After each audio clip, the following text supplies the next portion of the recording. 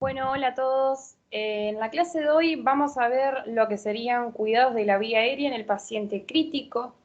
Esta clase se la armó desde el servicio de kinesiología del Hospital Isidoro Iriarte de Quilmes. Y bueno, quien les habla, como siempre, soy yo, la profe de Talludo Kinesio.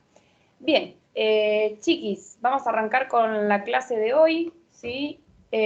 Vamos a ver más que nada cómo hacemos desde Kinesio para poder evitar cualquier tipo de infección, ¿sí?, en el paciente mientras le cuidamos la vía aérea. Y cuando me refiero a infección, más que nada me refiero a la neumonía asociada a la ventilación mecánica, ¿sí?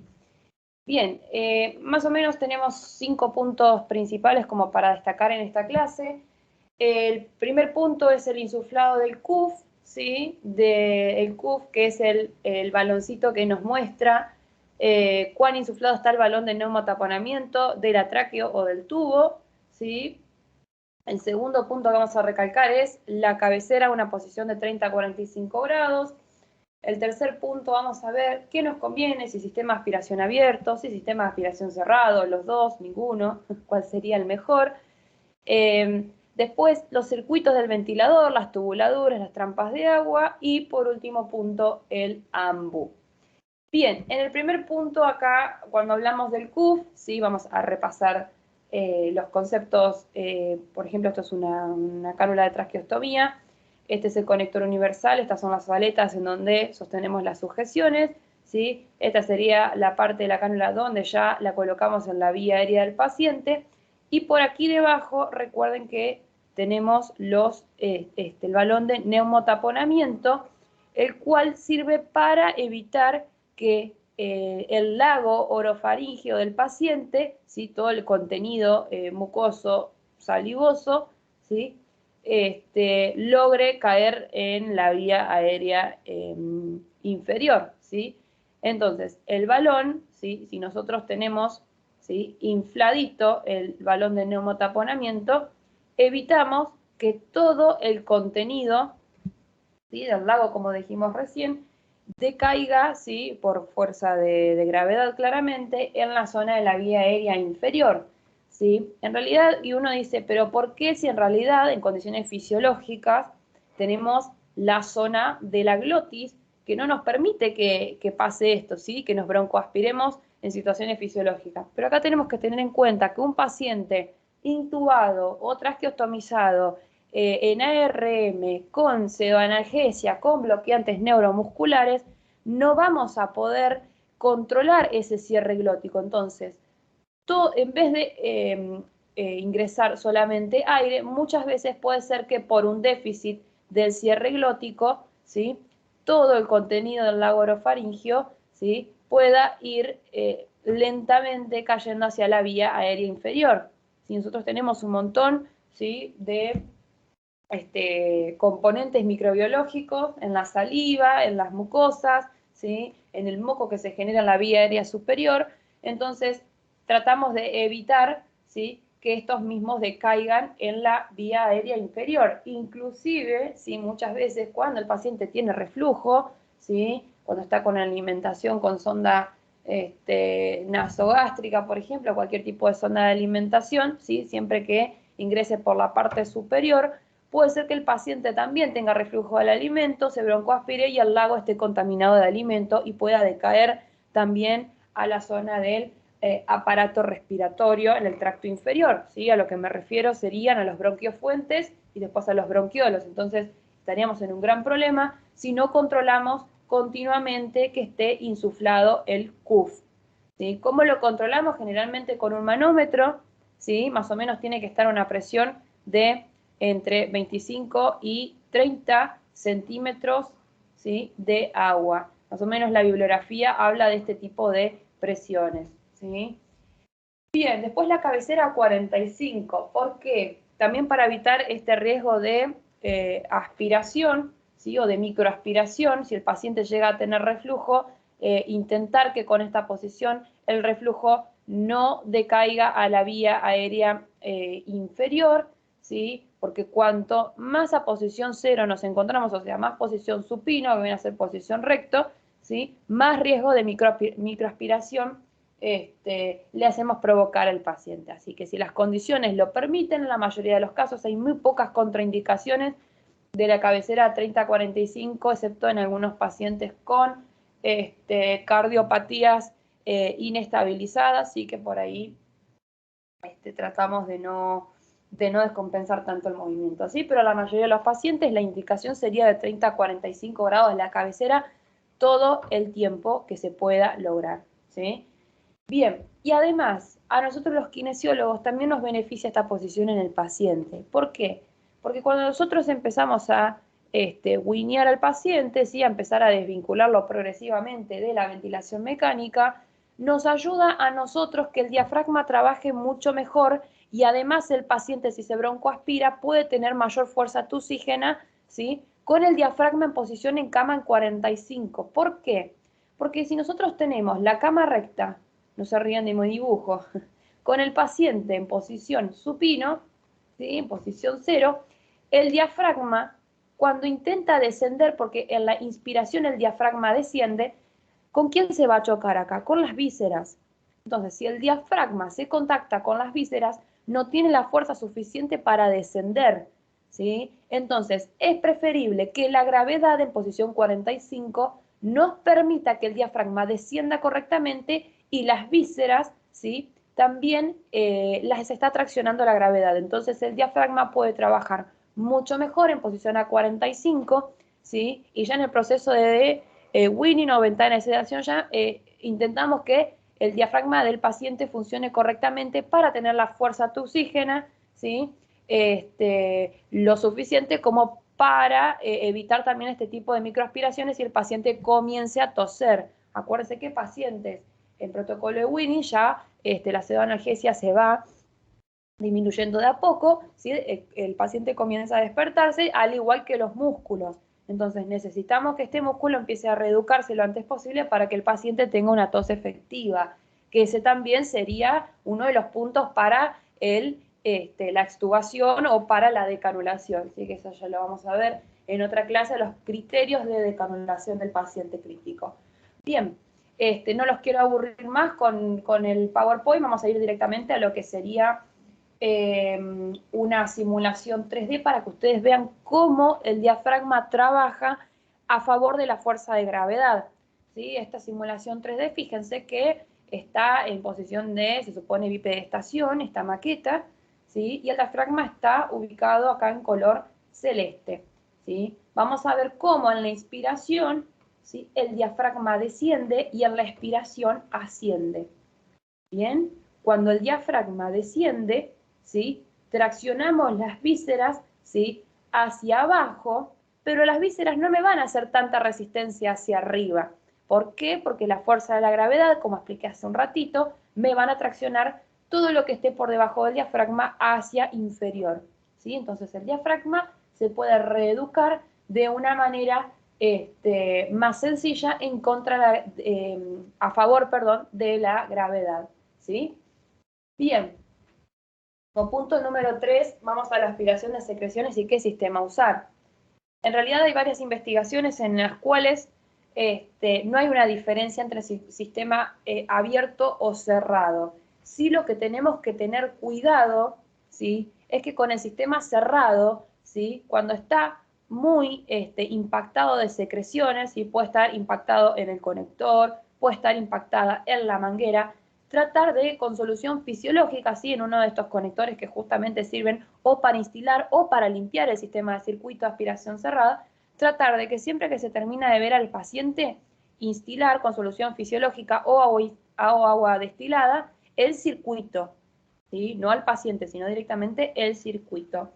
Y hablando de instilar, mucha bibliografía dice que la instilación podría llegar a provocar mayor riesgo de neumonía asociada a la ventilación mecánica porque el agua, la solución fisiológica, perdón, genera una especie de lámina en la mucosa y disminuye la capacidad protectiva. Si bien esto está estudiado, hay un 50% de investigaciones actuales que dicen que esto ocurre y por eso no se recomienda instilar, y el otro 50% dice que sí se recomienda instilar, Y acá estoy, esta es una opinión personal, me parece que compañeros de trabajo también opinan igual que yo, que nosotros muchas veces necesitamos instilar. ¿Cuánto instilamos? Aproximadamente entre 1 mililitro y 2 mililitros de solución fisiológica, más no. ¿Por qué necesitamos instilar? Porque en la misma traqueostomía o tubo orotraqueal, ¿sí? Lo que nos vamos a encontrar es que muchas veces el paciente tiene secreciones muy espesas. Yo solo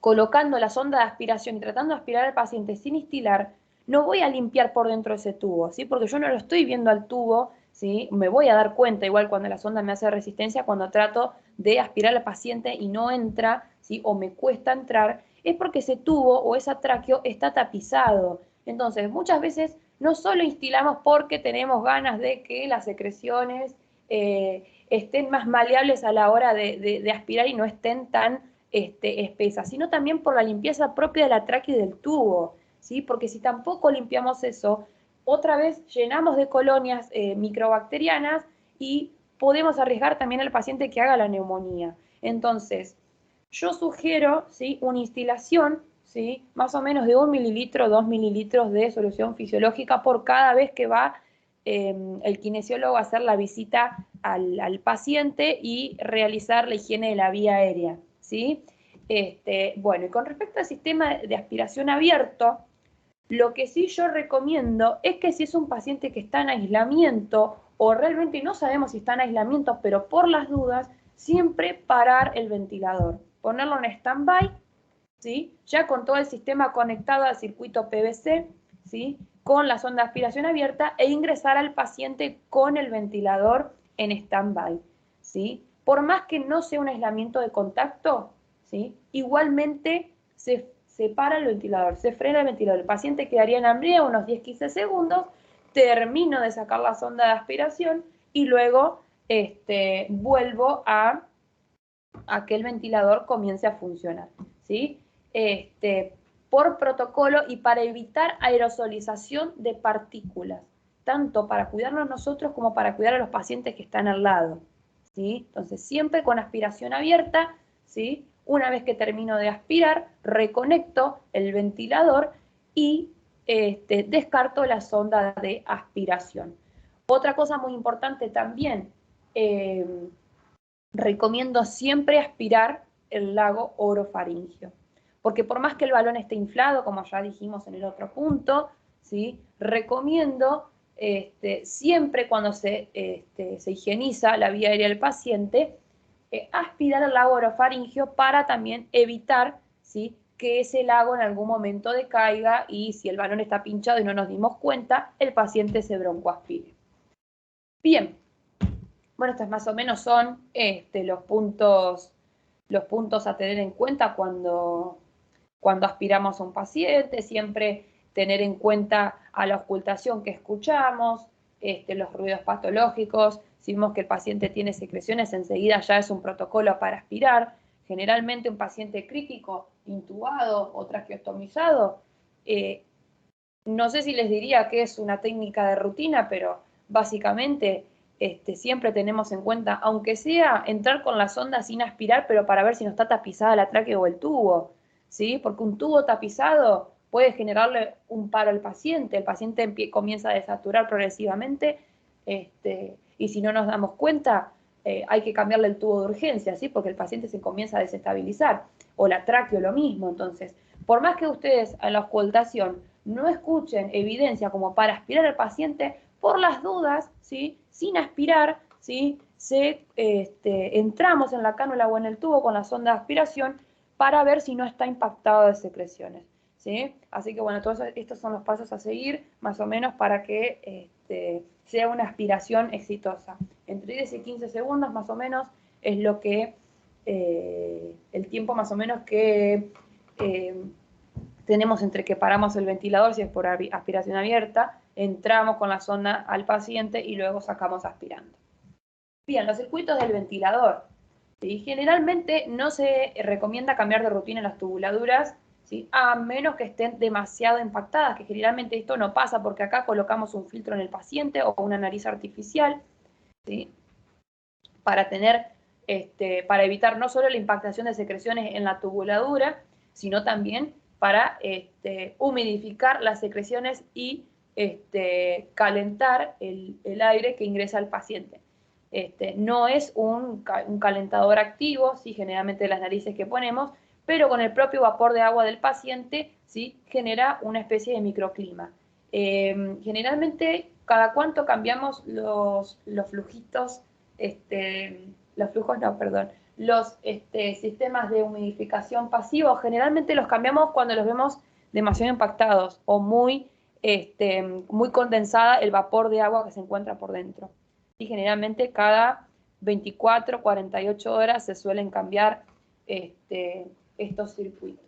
Bien, y las tubuladuras, ¿sí? De los ventiladores que muchas veces traen trampas de agua justamente sirven para esto, ¿sí? Para evitar que la condensación que está en la tubuladura haga resistencia, ¿sí? Cuando ingresa o egresa el aire desde el ventilador hacia el paciente, ¿sí? Bueno, acá por ejemplo la bibliografía, que ahora la van a ver a lo último, dice cambiar cada 72 horas, ¿sí? Pero generalmente si son pacientes críticos con muchas secreciones, por ahí cada 24 horas, cada 48 ya se hace el recambio de estos HME.